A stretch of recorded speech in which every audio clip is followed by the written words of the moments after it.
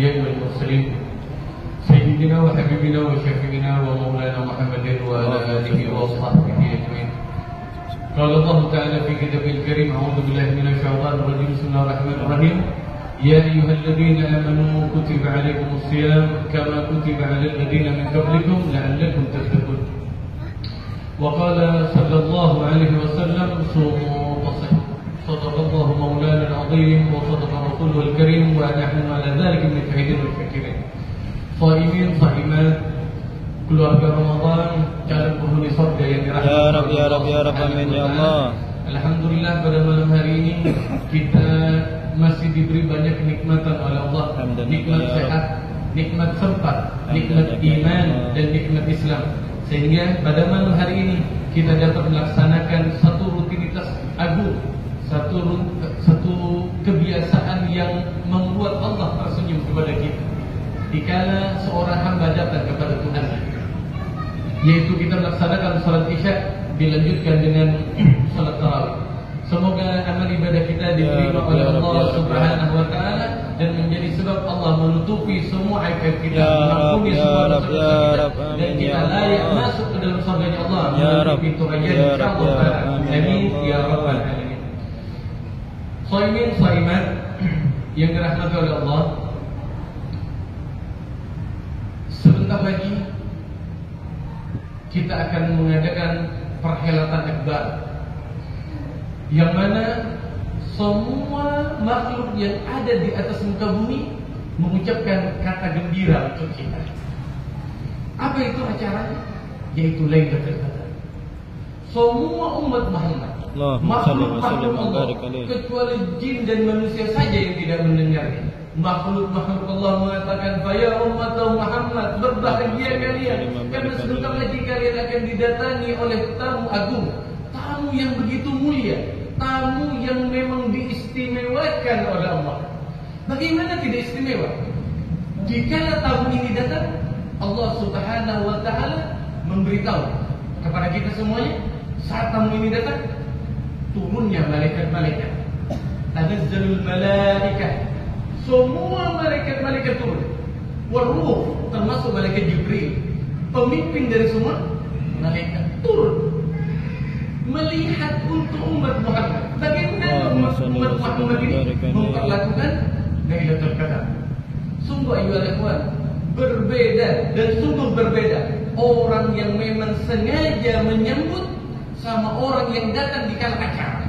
Itu sangat berbeda.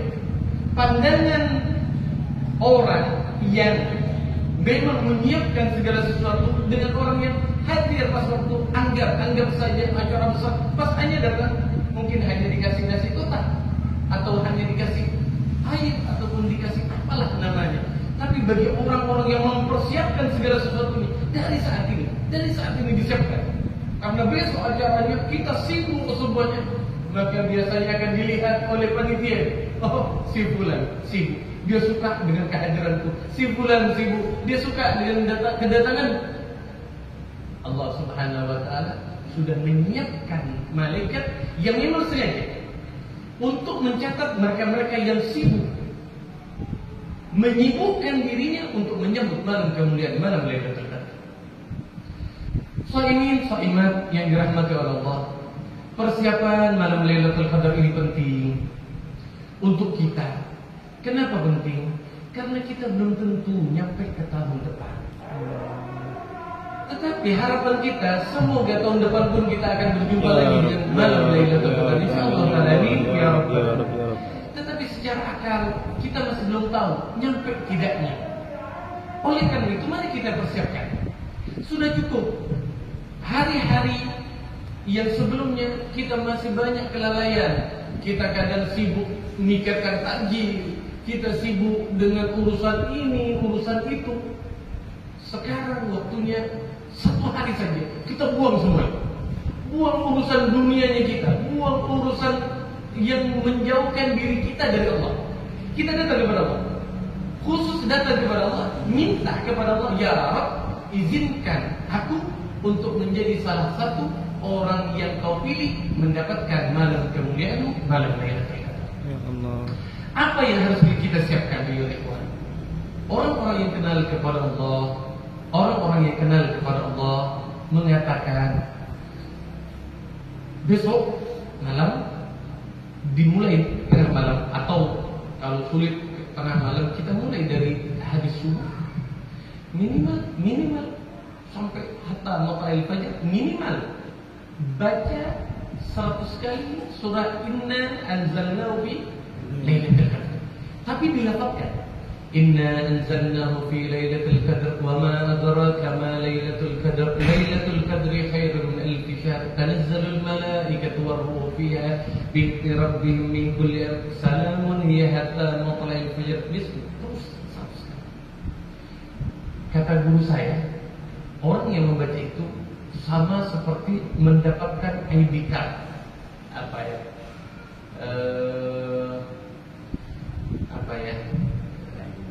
tanda tanda gitu. Sama kayak orang kalau mau datang ke satu acara biasanya kan ada tanda khusus. Nah, kalau kita baca itu, kita dapat tanda itu. Tapi dalam buah hati yang kotor, memang benar-benar ingin diharap. Mungkin tahun-tahun lalu aku masih belum merasakan, belum mendapatkan, atau yang pernah mendapatkan lupa. Tahun kemarin kita tidak dapat, kayak biasanya malam Lailatul Qadarnya. Nah sekarang bilang sama Allah, ya Rabbi, izinkan lagi ya Allah, izinkan, perkenankan kami untuk merasakan itu lagi ya Allah. Rasa di mana dikala kami bersama guru kami memang benar-benar menyambut malam kemuliaan. Berikan lagi rasa itu kepada kami ya Arhamar Rahimin dengan membaca Inna anzalnahu fi lailatul qadr wa ma adraka. Kemudian Allah Subhanahu wa taala mengatakan, jika wahai Lailatul Qadar datangi mereka. Ini Lailatul Qadar yang mendatang. Tadi kita pakai ini. Ini kata Allah Taala bilang kepada Lailatul Qadar, wahai Lailatul Qadar, datangi mereka yang di dalam rumahnya ada Al-Quran dan dibuka. Yang ada Al-Quran dibuka. Jadi kalau tidak ada Al-Quran di situ, jangan harap Anda akan mendapatkan Lailatul Qadar. Jangan berharap. Tidak, kami nunggu tengah malam, insya Allah kami dapat. Tidak, kata Allah Taala, Lailatul Qadar, cari di mana mereka yang di rumahnya ada Al-Quran dan Al-Quran dibuka, artinya dibaca. Perlukah kita mengadakan acara Lailatul Qadar ramai-ramai atau di rumah aja? Ada satu amalan sama pekerjaannya, tapi derajatnya beda. Ada satu amalan yang kalau kita kerjakan satu amalan sama, wajib amalannya. Tapi kalau kita kerjakan sendiri dan bersama-sama itu beda. Contoh, sholat. Kalau kita sholat sendiri, fadilahnya satu aja. Tapi kalau kita berjamaah, dapat 27 aja. Lalu gimana maksudnya? Lebih baik kalau mau mengikutkan atau ikut Lailatul Qadar itu sama-sama. Kita kumpul sama kayak orang demo, bahasanya ya, sama kayak orang demo. Kalau demo sendirian di depan, turunkan harga BBM, turunkan harga BBM, tidak didengarkan. Tapi kalau kita sama-sama, diperhatikan sama atas. Ini kami didengarkan. Nah, jadi kalau bisa nyari Lailatul Qadar kita sendiri sama-sama yuk. Ayo kita sama-sama. Insyaallah besok malam kita akan mengadakan acara Lailatul Qadar di Usara di makanan sini. Yang mau ikut marhaban ahlan wa sahlan. Kemudian tadi baca Al-Quran, baca Inna anzalnahu fi Lailatul Qadar. Yang nomor 2 membaca Al-Quran. Yang nomor 3 membaca salawat. Baca salawat. Karena kenapa harus baca salawat? Karena Rasul sallallahu alaihi wasallam sebelum Lailatul Qadar itu turun, itu disuruh izin kepada baginda Rasul sallallahu alaihi wasallam. Datang kepada Rasulullah minta izin. Ya Rasulullah, siapakah di antara umatmu yang akan aku datangi? Tadi hambanya Allah, sekarang umatnya Rasul. Kita umatnya siapa? Umatnya Rasulullah. Jadi tamu itu izin sama yang punya. Kata Rasulullah, datangi mereka yang lisannya selalu basah untuk bersalawat kepada kata Nabi Rasulullah sallallahu alaihi wasallam. Besok jangan pernah putus. Jangan pernah putus untuk membaca salawat kepada Rasulullah sallallahu alaihi wasallam. Salawatnya panjang boleh kami? Tafadhal. Pendek. Tafadhal. Silakan baca salawat yang Anda sukai. Pokoknya yang bisa mendatangkan rasa cinta kepada Rasulullah sallallahu alaihi wasallam. Yang nomor 4 baca tidak putus dari wudu. Ini penting. Jangan pernah putus. Besok ini full dari habis subuh terus sampai matlai fajar besok. Jangan putus dari wudu.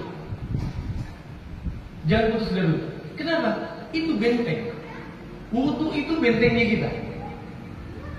Kalau orang tidak punya wudu sama orang yang punya wudu itu beda. Orang yang tidak punya wudu nyentuh yang bukan mahramnya biasa aja. Tapi kalau pas punya wudu, saya punya wudu. Jatuhnya mau nyentuh malas, harus ambil wudu lagi. Dah jadi benteng. Wudunya kita jadi bentengnya kita. Jadi usahakan benar. Dan yang terakhir kita baca iyyaka na'budu wa iyyaka nasta'in. Ya Allah, hanya kepadamu kami menyembah. Ada berapa banyak penyembahan kepada Allah? Ada berapa banyak penyembahan kepada Allah? Ada berapa banyak? Banyak sekali. Mampu tidak ente kerjakan semuanya? Tidak mampu. Karena ente tidak mampu, ente lanjutkan kalimatnya wa iyyaka. Hanya kepadamu kami menyembah ya Allah. Karena banyaknya bentuk penyembahan kepada Allah, tidak mampu kitanya, sehingga kita minta tolong kepada Allah agar kita mampu mengerjakan maksimalnya kita. Makanya kalimat iyyaka na'budu hanya kepadamu kami menyembah. Padahal penyembahan kepada Allah banyak. Sedekah penyembahan, salat penyembahan, puasa penyembahan, infak semuanya penyembahan kepada Allah. Mampu tidak kita mengerjakan semuanya? Tidak mampu. Makanya kita minta tolong kepada Allah wa iyyaka nasta'in. Jadi kita bilang iyyaka na'budu wa iyyaka nasta'in, iyyaka na'budu wa iyyaka nasta'in. Udah selesai bacaan Qur'annya, udah selesai inna anzalnya udah selesai, istighfarnya sudah, wudunya udah oke, baca salamnya dah. Sampai gini. Iyyaka na'budu wa iyyaka, hanya kepadamu ya Allah kami menyembah ya Allah, hanya kepadamu ya Allah kami meminta pertolongan. Kita seperti itu sama Allah Subhanahu wa taala. Tadi siang saya menyebutkan juga diusahakan antum khususnya yang laki-laki, sholatnya berjamaah dari subuh nanti. Kalau bisa jadi imam, kalau tidak bisa dapat yang penting jamaah. Mulai besok, tapi jangan besok ya, tidak apa-apa, dari besok satu hari dah. Siapa tahu dikasih hidayah nanti oleh Allah untuk dilanjutkan urusannya. Satu hari. Besok subuh, zuhur, asar, maghrib, isya, subuh jamaah. Kalau bisa jadi imam. Kalau di masjid tidak ada azan, tidak ada. Kalau di masjid misalnya di Makarim tidak ada azan, tidak ada. Tapi kalau ada yang lebih bagus suaranya, kasih yang lebih bagus. Kalau misalnya kalau merasa ada yang lebih bagus suaranya atau yang memang biasa takmirnya ini suruh. Dan hati-hati. Tadi juga saya sore sempat ngasih adab di dalam nanti antum semuanya akan ngambil wudhu pasti masuk ke dalam WC itu pakai adab. Jika antum ada di WC ya, di dalam WC-nya kemudian ada orang yang masuk, maka usahakan ditinjak kakinya ke lantai untuk menandakan bahwa antum ada di dalam. Tapi kalau nggak bisa, karena dulu itu pakai bakian, pakai sendal kayu, jadi kalau di tak itu kan pasti bunyi, tahu orang bahwa ada orang di dalamnya. Kalau sekarang karena nggak bisa, inti batuk 3 kali, ngasih kasih tahu bahwa ente ada. Itu kalau ente ada di dalam. Kalau ente ada di luar, nah ini penting nih. Ini penting. Kebanyakan orang-orang tuh kalau di luar, misalnya pintu WC, di luar dia ketuk. Pintu WC-nya itu diketuk. Itu salah adabnya. Gimana caranya? Diketuk di dindingnya. Ini banyak yang salah, banyak yang keliru. Diketuk di dindingnya, dinding WC. Misalnya ini dinding WC. Tingginya. Bukan pintunya. Ini kebanyakan langsung di pintunya. Dindingnya. Kenapa? Karena dikhawatirkan pintunya tidak dikunci. Pas ente ketuk, nampak ente latuk-latuk. Dikhawatirkan orang namanya belum lupa, hanya ditutup jongkok, lagi jongkok, tiba-tiba ente main ketuk. Terbuka, nampak latuk-latuk. Walaupun sekarang latuk-latuk udah ada populer lagi, udah ada bunyinya latuk-latuknya. Jadi adab dipakai sekarang. Semuanya pakai adab. Ente mendengar adabnya Allahu Akbar, hayya 'alas shalah, astagfirullah, biar aku mau datang kepadamu ya Allah. Sendaknya lagi sibuk benar, aku sibuk tidak bisa ditinggal. Ya Rabbi, hamba ingin langsung ya Allah, tapi ini ada kewajiban. Izinkan hamba untuk menyelesaikannya ya Allah, dan panjangkan umurku sampai aku datang kepadamu ya Allah. Munajat seperti itu sama Allah. Pokoknya kita pakai adab sekarang. Ada tulisan nama baginda Rasul. Antum tahu. Ini banyak. Ada orang kalau ada ketemu sama orang tuh, khususnya kayak orang-orang yang atau orang-orang Mekah. Kalau mau ketemu sama orang tuh, tahu ya. Tahu maksudnya apa? Kenapa kok ininya dipegang? Ada yang tahu. Ini sebenarnya harus juga pakai ini ahli tarakat. Kenapa? Ahli tarakat itu kalau disebutkan nama Allah atau diucapkan nama Rasulullah, wajilat dulu. Dadanya getar. Agar tidak getar, ditahan pakai tangan.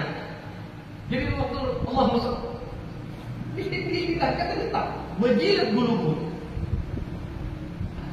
Atau dengarkan Al-Quran, getar dadanya. Kita kan tidak getar-getar. Jadi sendak-sendaknya salam ahlan hati-hati. Padahal tidak getar. Tiba-tiba getar. Apa itu megang-megangnya tidak getar? Kecuali getar. Itu punya Naqsyabandi itu kayak gitu, semua getar dia. Idza dzukirallah wajilat qulubuhum, getar artinya. Coba ente tanya sama mereka-mereka yang gini-gini. Saya tidak ngerti. Nah, ngerti gimana? Oh, lihat orang kayak gitu.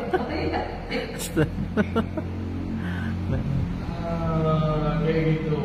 Ada juga kalau yang di Nusantara kan pakai itu kayak Saudika.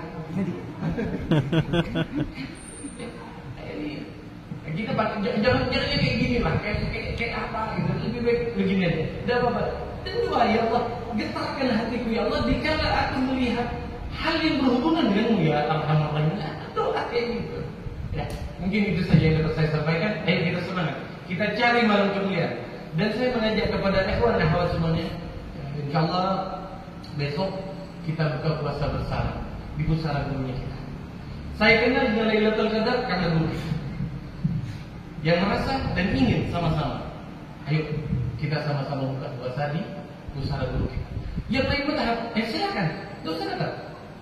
Yang lain madhab, yang merasa bisa nyari Lailatul Qadar sendiri kebal, jalan. Lakum dinukum. Kalau saya masih belum bisa. Saya belum bisa mandiri. Saya selalu ketergantungan dengan guru saya. Dan saya enak kalau digonceng. Jadi saya yakin gurunya saya di depan, pilotnya gurunya saya jadi penumpang. Jadi penumpang itu enak, tinggal duduk di bawah. Yang itu mau jalan sendiri, kotor. Kita beli tiket sendiri, semuanya sendiri. Anak mau numpang sama gurunya kita. Jadi buka puasa bersama, yuk di pusara. Makannya gimana, Beb? Ya makannya bawa masing-masing. Bu, takut dia kalau saya masakkan beda selera. Habib nggak mau masakkan, bukan nggak mau masakkan, takut beda selera saya. Takut gitu beda selera. Kemudian setelah buka puasa kita lanjutkan tarawih. Kemudian setelah tarawih yang mau istirahat pulang dulu ke rumahnya ataupun mau nyiapkan ataupun mau jemput keluarganya silakan jemput. Kemudian jam 8:30 kita akan mulai Ramadan ceria dulu. Kita cari ayat-ayatnya Allah, kita bahagia di situ untuk menyambut kemuliaan, sama kayak orang kalau pas mau ada acara musiknya dulu diurutan. Nandain ada acara di situ. Setelah itu mulai tamunya hilang musiknya, langsung kita fokus pada apa yang seharusnya yang kita lakukan. Ya, seperti itu. Jadi besok saya mengundang semuanya, mengundang sebagai saudara dan ajak saudara-saudara kita yang lain untuk sama-sama buka puasa di Pusara, karena dari dulu acaranya kita seperti itu sama kita. Ya, seperti itu. Itu saja.